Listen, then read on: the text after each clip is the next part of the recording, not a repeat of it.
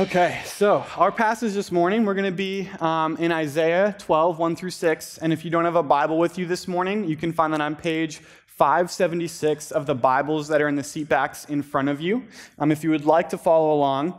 Before we jump into that passage, though, I'm going to actually need a little bit more engagement from you guys this morning. I'm going to need you to participate with me a little bit. So I'm going to ask you a question. I need you to respond a little bit. So what I want to know, I want you to raise your hand if you have watched a movie.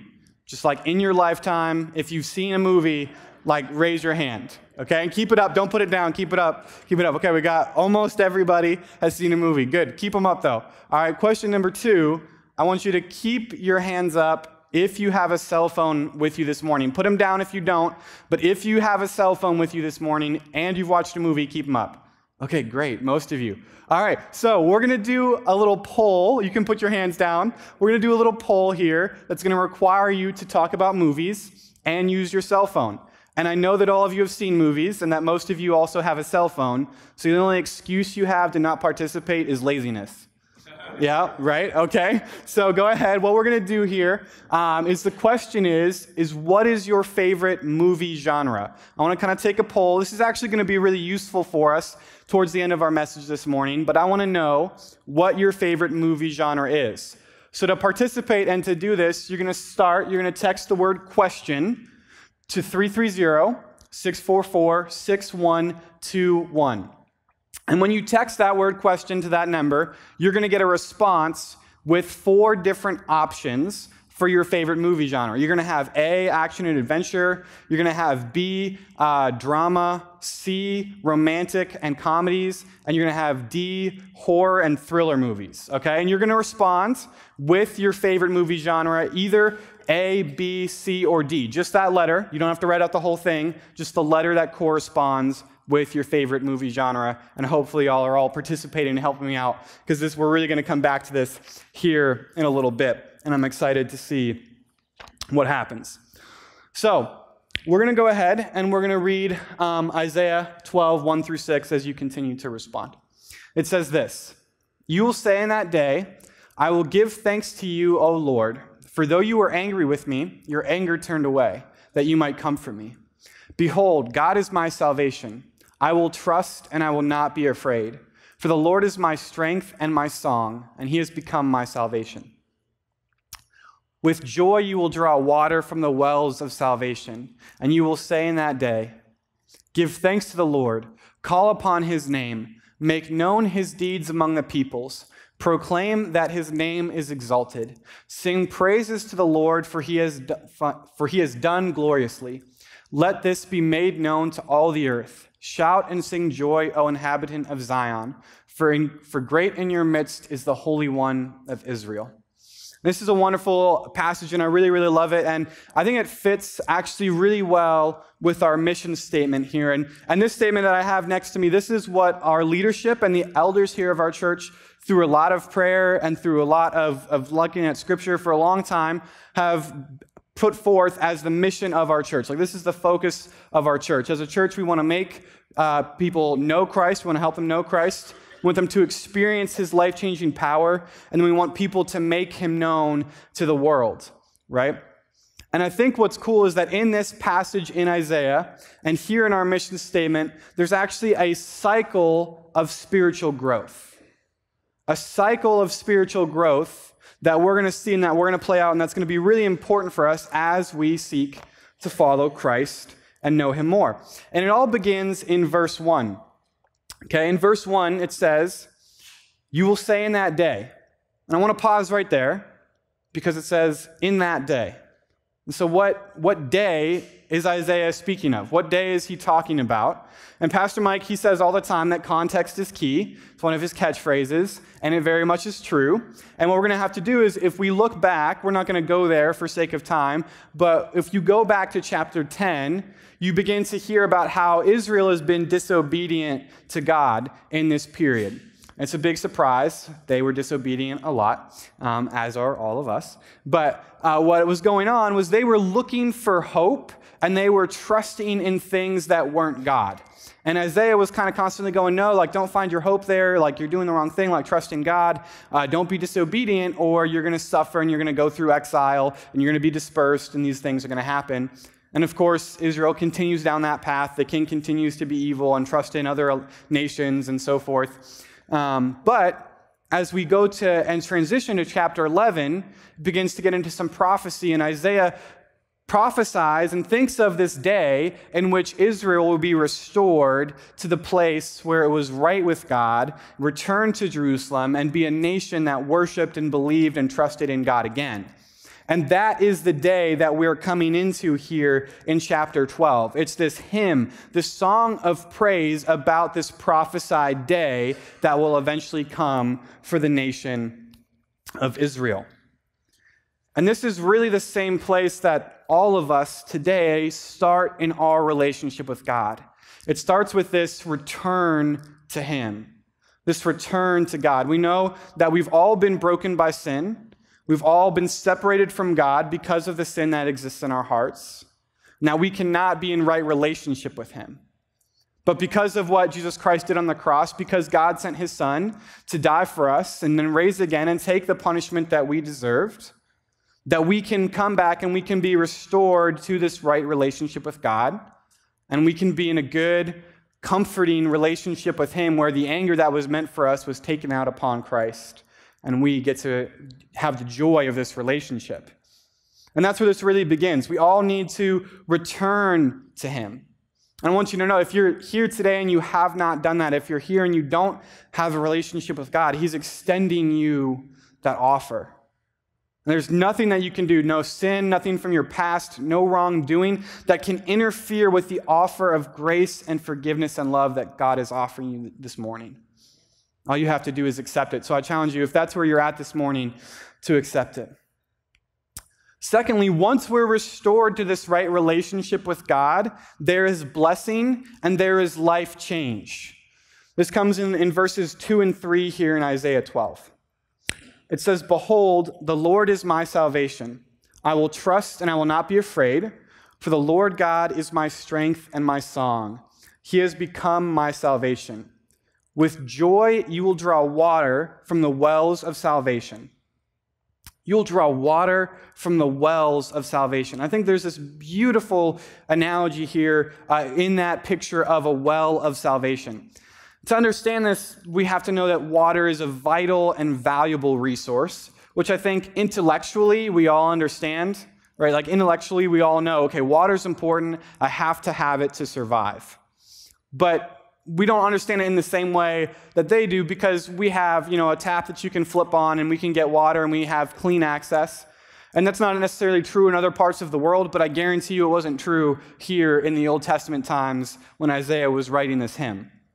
Okay, water was rare. It's the Middle East, right? The difficulty can be had when trying to get fresh, clean water. And if you have the resource of a well that you can consistently return to draw water from, that is life-giving. And that's the picture that Isaiah is painting for us of salvation, and it tells us something beautiful. Right? We realize that when we are saved, our souls are redeemed and we're made right with Christ, but that salvation doesn't stop there. That at that point, when we restore our relationship with Christ, He begins to sanctify us and transform us, and He begins to bless us and shape us into His image. And He doesn't just redeem our souls, but He begins to redeem our past. Right? He begins to redeem the brokenness. There are so many times in my life, situations from before I was really following God, that now are used for His glory and His goodness. Things that I've experienced in my life, brokenness that I've dealt with, that now as I work with our students and I work with people and they come to me, they say, I'm dealing with this brokenness. What do you do? How does God free you from this? And I can say, I can tell you. Because God's redeemed that same brokenness in my life. Because it's not just salvation, it's a well of salvation that I keep coming back to. And He also redeems my circumstances so that when I'm going through trials and tribulations, I can look to Him and I can say, it's for your glory. And in this, I will rejoice, not in the struggle, but in the fact that you will redeem the struggle for your glory. Because it's a well of salvation. And what I want you to know is that coming into a life-restoring relationship with God always results in blessing and life change. You might be sitting here this morning and there might be difficult circumstances in your life. You might be sitting here and you might be going through medical problems, right? Just all these different trials, these things that we face in life that are struggles and that they continue. God doesn't promise that all of a sudden when we accept him that the issues in life will just disappear and that it'll be easy. Some people will tell you that. It's not true. It's not promised. But what God does promise is spiritual blessing that far outweighs any physical blessing we could ever receive. And so that even when we are in the midst of trials of life, we can look to God and we can say, look how far he has brought me. And finally, as we experience this life change, results in glorifying God. We're going to dive into verses 4 through 6 in a minute and really take a look at this and spend some significant time here. But before we do that, I want to kind of close out our cycle. Because when we come to know Christ and are restored to right relationship with him, and when we begin to experience life change and then begin to glorify him and praise his name and make him known, it actually circles back. It actually begins again, and I think this is something we often don't realize. See, when we begin to make God known, when we begin to serve him, when we begin to put into practice the things that he is telling us to do, through that, we get to know him more. And our relationship with him is deepened. And the more that we know Christ, the more we experience life change. The more our hearts are transformed into his image. And every time we experience his grace and his glory and his goodness in a new way, we have more to share and more to tell people, look what God has done, and make him known in the lives of others, and the cycle begins again. And it actually functions more as a funnel so that every time we go around and around, knowing him, experiencing his power, and making him known, we get deeper and deeper in our relationship with Christ.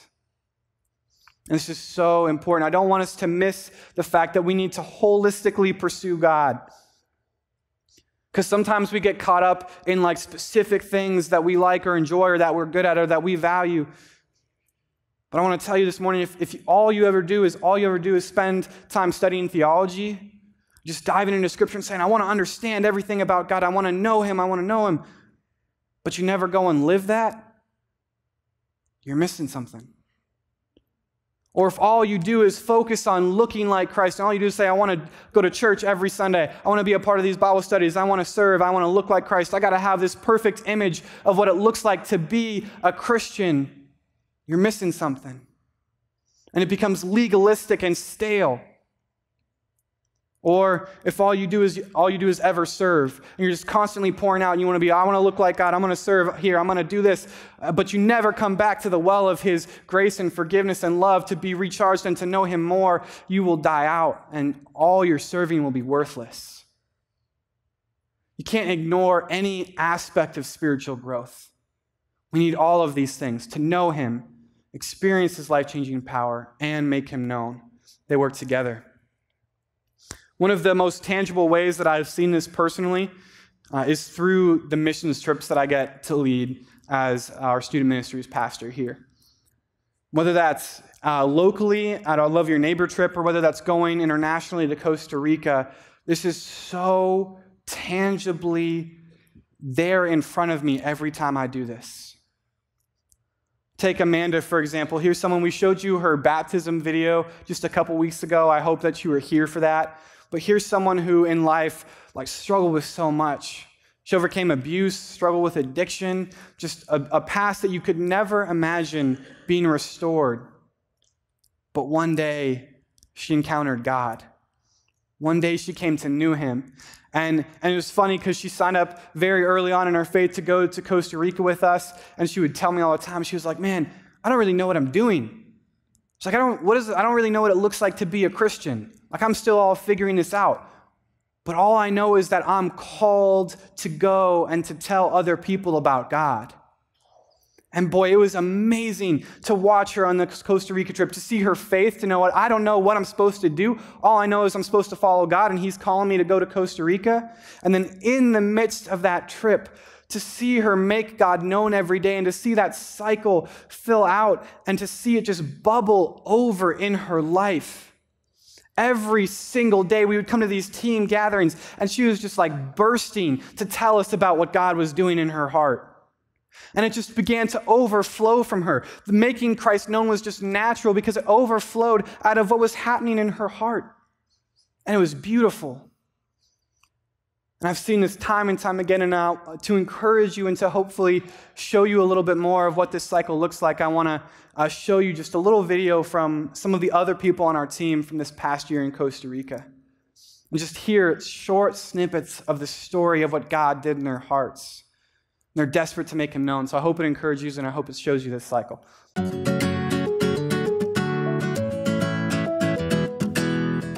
I've seen God work through the Boys and Girls Club, mainly through my amazing leaders, because they've just been able to incorporate God in everything that we've been able to do. And throughout the 2 weeks, I've seen the kids change and just how they react to certain situations. We got to play freeze tag, but with a little twist. However you got frozen, you had to stay at that exact position, and someone else had to come and repeat that exact position standing next to you to allow you to be unfrozen. The reason that you have to come and do the exact same motion of how you're frozen with the next person is showing us that God is the one who's actually replacing us and making us born again and allowing us to live a new life after we've accepted him. And it was really cool to see the kids actually grasp that and understand the concept of that while playing a game, as opposed to just sitting down and maybe going over a lesson on a piece of paper. God has brought me, my brother, and my mom and I closer because I can just tell that their hearts have changed. My mom got baptized and I saw that she finally accepted God into her life. We were at the Women's Health and Fitness site. One of the women who regularly comes to that class had experienced some severe domestic violence issues. That kind of hit me pretty hard, realizing like this is like why we're here. Like we're here to help people. We're here to show people that there is hope, even though things like that do happen. And God was just there providing peace and comfort in that moment for all of those women, and you could really feel it in the room. I feel like we're all the same. It's just the language barrier is the only difference. Like they all want to learn just as much as we all do. I've been thinking like some people we gotta forgive, and like not hold grudges and stuff like that. One thing I would tell everybody back home is that if God is calling you to do something and you feel very strongly about doing something, to never let people change your mind about that. We're in a different country, people speak a different language, but we're still able to like build relationships with people and share God's love. And I've really just been thinking like at home, like we're able to speak the same language as everybody and in our culture. So there's really no excuse for, at least me, I think, it's not to go out and share the gospel and like share my testimony with people, because it's so much easier when you can speak the same language. And I think that's something I really want to try doing more, is kind of put myself out there and be able to share my testimony and share the gospel with other people. It's such a privilege to see how God works in their lives and to celebrate that and just to see the way that he changes hearts. And that kind of leads us into the next three verses of Isaiah, kind of this final piece. And before we look at that even deeper, I want to keep in mind that God has given us a story. He's given us this story to share, just as these people from Costa Rica shared what God was doing there. And I'm going to read 4 through 6 again here in Isaiah. It says this: "And in that day, that same day of restoration, you will say, 'Give thanks to the Lord, call upon his name, make known his deeds among the peoples, proclaim that his name is exalted, sing praises to the Lord, for he has done gloriously. Let this be made known in all the earth. Shout and sing for joy, O inhabitant of Zion, for great in your midst is the Holy One of Israel.'" See, God has given us this story. Each and every one of us have this story of what God has done in our lives. right? We all have the same overarching story of the great thing that God has done in his redemption of our souls and in his sacrifice of his son, Jesus, on the cross. But we each have an individual and personal way that that has come to be realized in our own lives. And we each have our own testimony and witness about what God has done for us and how he's connected to us and interceded for us. What I love about this is I want to go quickly to Joshua, because I think this ties in so well. Check it out with me. It says, "And Joshua said to them, 'Pass before the ark of the Lord your God into the midst of the Jordan, and take up each one of you a stone upon his shoulder, according to the number of the tribes of the people of Israel, that this may be a sign among you. When your children ask in a time to come, what do these stones mean to you? Then you shall tell them that the waters of the Jordan were cut off before the ark of the covenant of the Lord when it was passed over the Jordan. The waters of the Jordan were cut off. So these stones shall be to the people of Israel a memorial forever.'" So here's what's happening, is that the nation of Israel had to take the ark of the covenant and had to cross this big river, the river of Jordan. And to do that, God did a miracle. And he parted the waters of the river so that they could walk across on dry land. And that's where we're picking it up in verse 5 right here. And after they do that, God says, okay, now go back, gather up these stones, make this big pile of stones as a memorial of what I did here. And then you'll notice he says, so that when your children see them, you can tell them this is what God did. He cut off the waters. He did this miracle. He did something, God did something, and he wanted the nation of Israel to pass down the story for generations. Like over and over and over again. He wanted that story to continually be passed down through generations, through this memorial and through the telling the story of what God did. What I want to tell you this morning, friends, is the miracle of what God has done in your life, the miracle of him bringing you out of darkness and into light, the miracle of him bringing you out of sin and into righteousness through Christ, that is a far greater miracle than him parting the waters of a river. And the miracle of the parting of the waters of the river Jordan were passed down to us, and we're reading it today. But the miracle of what he has done in your life is so much bigger than that. And he wanted that story passed down for generations. Think about what he wants you to do with the story of what he has done in your life individually. If you look back at Isaiah, he says, make his deeds known among the peoples or the Gentiles. Let it be made known in all the earth. He has given us a story. He has blessed and changed our lives for our own benefit. And then he wants us to take it and he wants us to make that known to everyone we come in contact with. The only question that's left then is, will you tell your story? Will you tell the story of what God is doing and has done in your life? There's a couple things that I think go along with this. And the first is that it's natural to talk about what we love.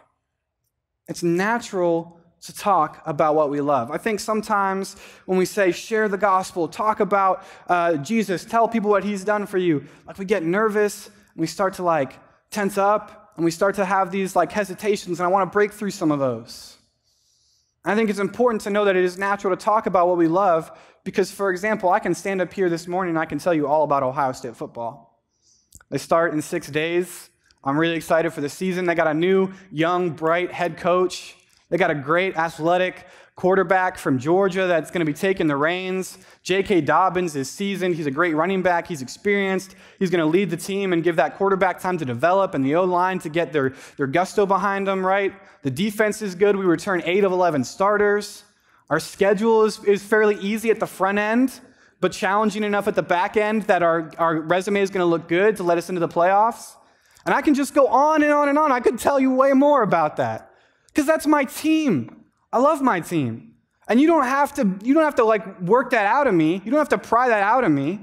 If you start talking about Ohio State football, okay, let's go. You better be in it for an hour or two because I love my team and it's natural and it's easy for me to talk about it. Or take, for example, One of my favorite restaurants is Waffle House. Yeah, you're saying Waffle House. But man, like me and a lot of the kids, like we love going to Waffle House. It's open 365 days a year, 24 hours a day. There is never a point in your life where you can't go get a waffle from Waffle House. And that's a beautiful thing, right? And I don't care that it smells like a gas station. Like, it's just kind of the whole experience. And you go up and you can't go in the daytime, guys. You got to go in the AM, like 11 a.m. or later, and you get your waffle. You've just been craving it, and man, it tastes so good. And I can advocate for that, and I can tell you how some of the things that you might think are negatives are actually a part of the experience, and I can tell you how great Waffle House is, because I love Waffle House. Like, that's one of my favorite places to go. And it's natural.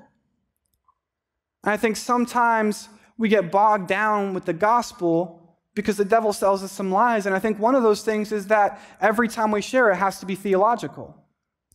If you look at a lot of these studies that people do about Christians and sharing their faith, one of the things they're going to tell you most often is that something that hinders people from sharing is that they're worried that they won't have all the answers or be able to get everything exactly right or know exactly what to say.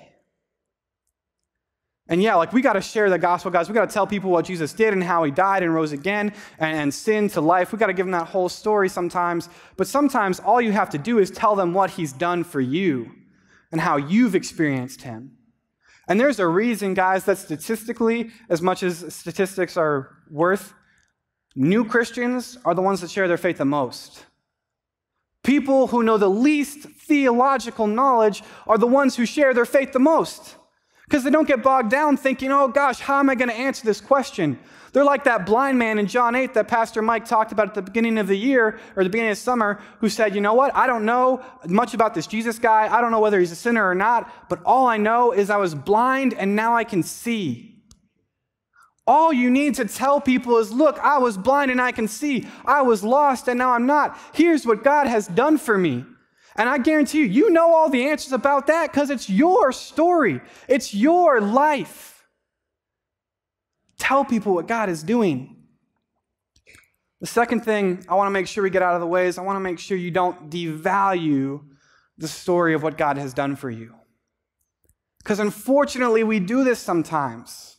And unfortunately, in Christian circles, sometimes we put certain stories and certain types of stories on a pedestal above other types.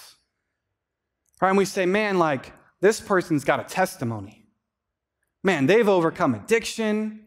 They've been to prison and got saved there. They have this dramatic, like, entertaining story that you just, like, latch onto and that you're like, oh, my goodness, look at what God has done in the life of this person. Like, that's a testimony. That's someone who needs to share their testimony. But me, man, like, I don't have anything special like that. Like, I've just been faithfully serving Christ. That's not as important. That's not going to connect with as many people. That's not as entertaining.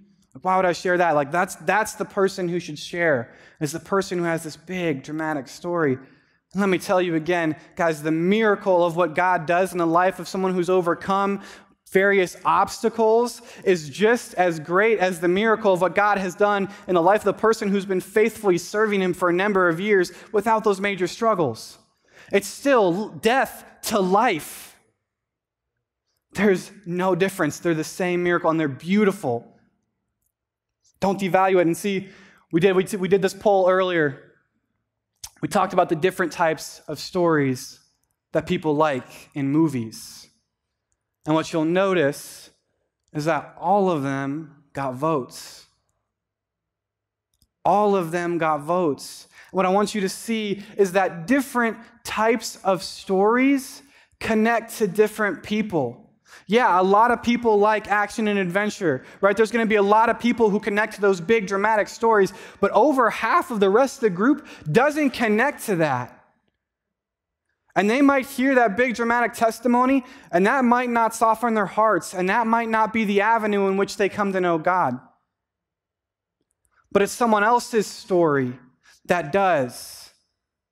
Because we all connect to different things, and we all have different experiences in life that are oftentimes similar to other people's, and it takes hearing that story for us to come and to experience God in a meaningful way.